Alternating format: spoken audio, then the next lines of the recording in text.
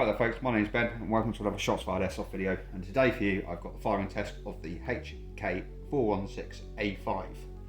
Now, when we did the sort of first impressions video of this, obviously very excited to get into the way it worked and the firing of this weapon. Now, I have had to hold it off for quite a bit because it's simply been very difficult to get the weather to actually make the arrangements to fire this.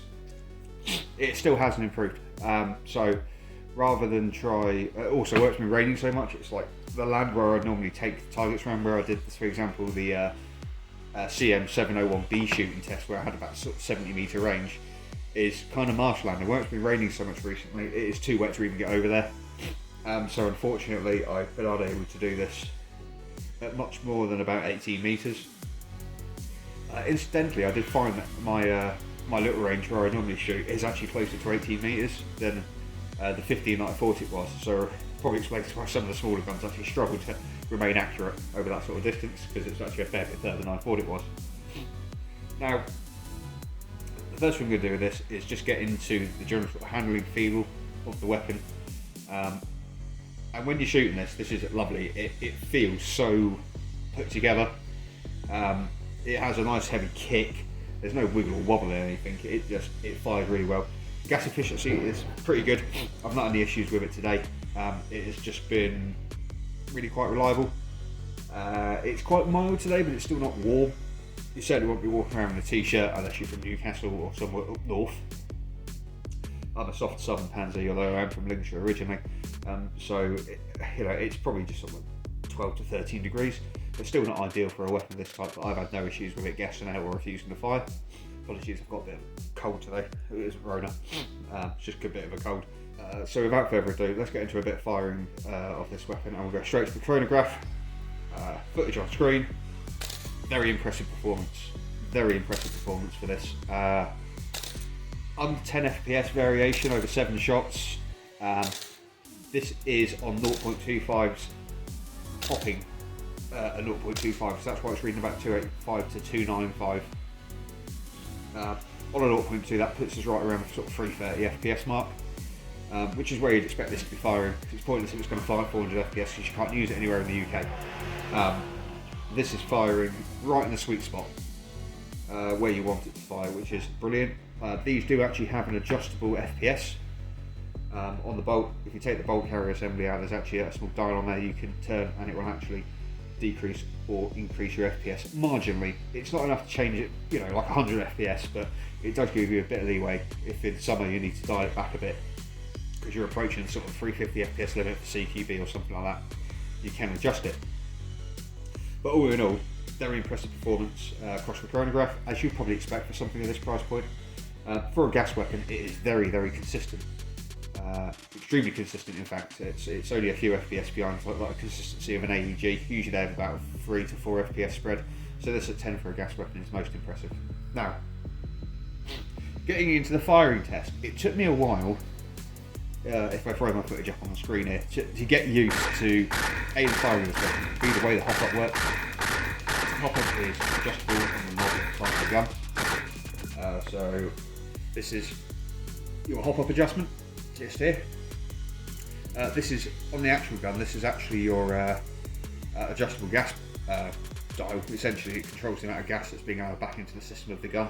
It's quite sensitive. It's a big old adjuster, and it's actually quite sensitive. It's got 2 holes in the top here. I think for finer adjustments, you probably want to put an Allen key in there and just be able to tweak it a little bit, because adjusting it with your sort of like chubby fingers, it's actually too easy to go way too far one way or way too far the other. So it did take me a while to get it down. And that explains the sort of first couple of firing tests, which weren't particularly great, because I didn't have enough hop on, and the BBs weren't being stabilised enough coming out of the barrel. Like I said, I am firing from nearly 20 metres, which is not really enough to let this thing stretch its legs, but at the same time, it's enough for the hop up to affect it if it isn't working correctly, as I've often said before. So by the time we get about the third test, I'm much more on the target now. The odd thing with this weapon is it could be that it needs to take apart and have a service, because although it's not seen much use, it is second hand. It could have been sat around for a while. and it may be that it wants stripping out, the hop up looking out, and maybe a few adjustments made or a bit of lube applied here and there. I haven't done any of that to it.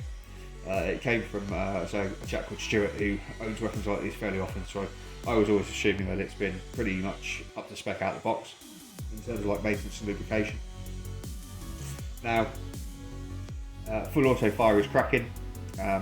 Me being a complete knobhead forgot to bring my speed loader for actually pumping BBs into these mags. They're the sort where you can only really feed them through the top of the magazine. You can get it through the sides as well. I think if you use like a pistol speed loader, but the easiest one I'd have is for my R36. It goes on the top, ing, as it was having to press BBs in. But even so, I can still load about 10 rounds into it at a time. I've no problem blogging through 10 rounds pretty consistently on full auto, and that was, it's what you would kind of expect for the money. I was very much hoping that I wouldn't be disappointed with it. I had to put myself in the shoes of had I bought one of these to use myself for the best part of 650 quid, including the mags that you need to run it. Would I have been happy with the performance that I got out of this today? And the answer is, well, yes. It is the best gas blowback I've ever tested. Is its performance unattainable by other gas blowback weapons with a bit of work? No, it isn't.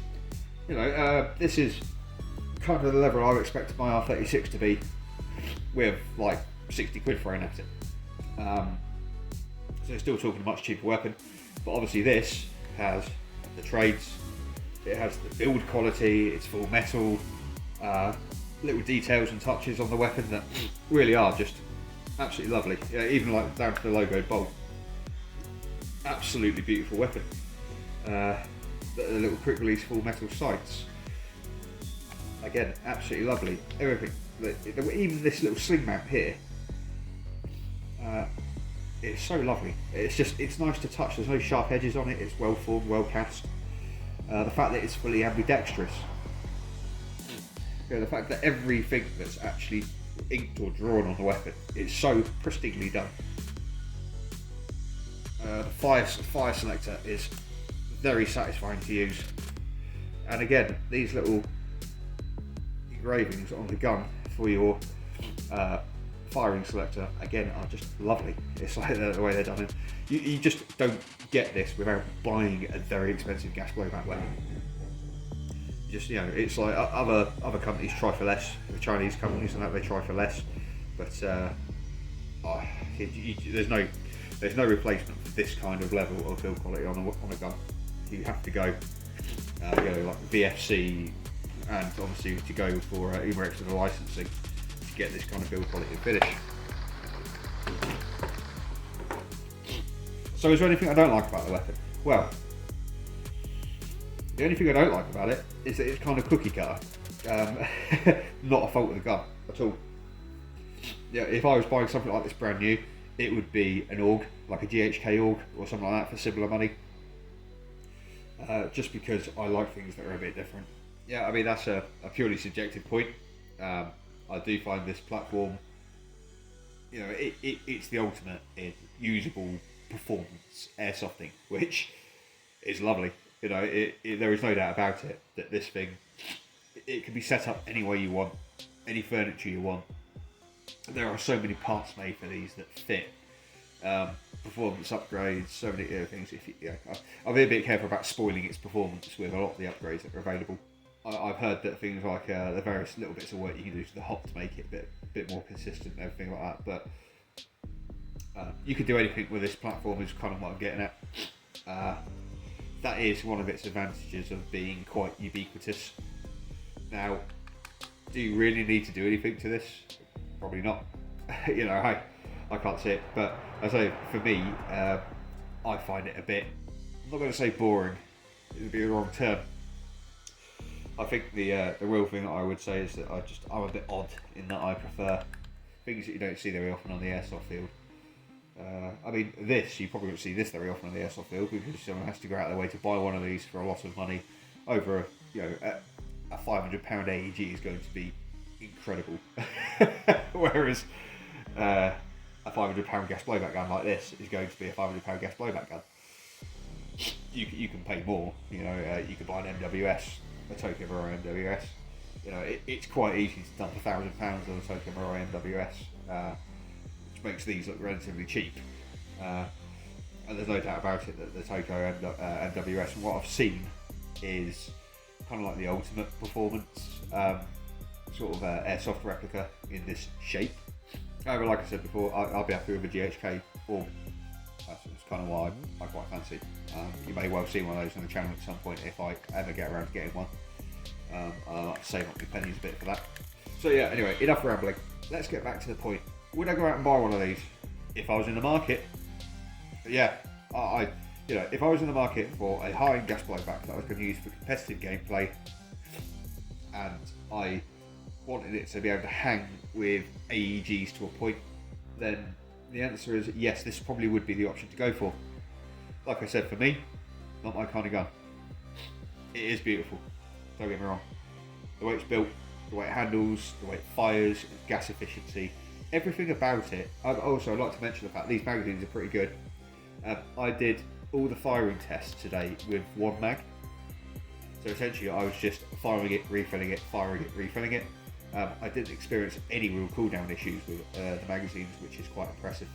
Yeah, I'm going to add a little section just in here, and it's primarily going to be me back at home. I don't really want to do it here because it's a bit dirty. I'm going to pump these pins out and have a little look inside the gun. You may well see this happening as I'm talking here, or I may add it in as its own little section. We'll see. Now, should you go and buy one of these, again, it is down to your personal choice. If you can afford one of these, it will give you the best gameplay experience that you're going to get out of gas blowback, realistically, without going into like an MWS, which, you know, I've seen videos on the internet of the MWS versus this, and there's a small amount of difference. There is a small amount of difference. Can it be fixed with a few upgrades on the part of this A5? The answer is yes, you can. For me, this weld is miles away from what I consider to be affordable airsoft. If you want to go out and buy one of these, then go out and buy one of these. To anyone else who's just curious, you don't want to spend this kind of money on something like this. I don't think so anyway. If you're a collector and you want a scale HK416, this is the best thing to buy. If you want a competitive gas blowback, this is very nearly the best thing to buy for the money. If you want something that you can work on, tinker with, fix, repair, and learn how to sort of own a gas blowback, this isn't really ideal. You want something like, I say that my crappy R36, which is still going strong to this day with every now and then a bit of maintenance and a bit of care. You don't really need to spend 600, 650 quid in a gas blowback unless you want this particular one or one of the other mega high-end GHKs. That's my opinion. I absolutely love this. I'm very lucky to be able to use it and sort of play with it a little bit. I have absolutely no bones about selling it though. It's not really my kind of thing. The Golden Eagle M4 that I've got, I will probably hang on to because I don't mind eating that around in CQB, smashing it up a bit.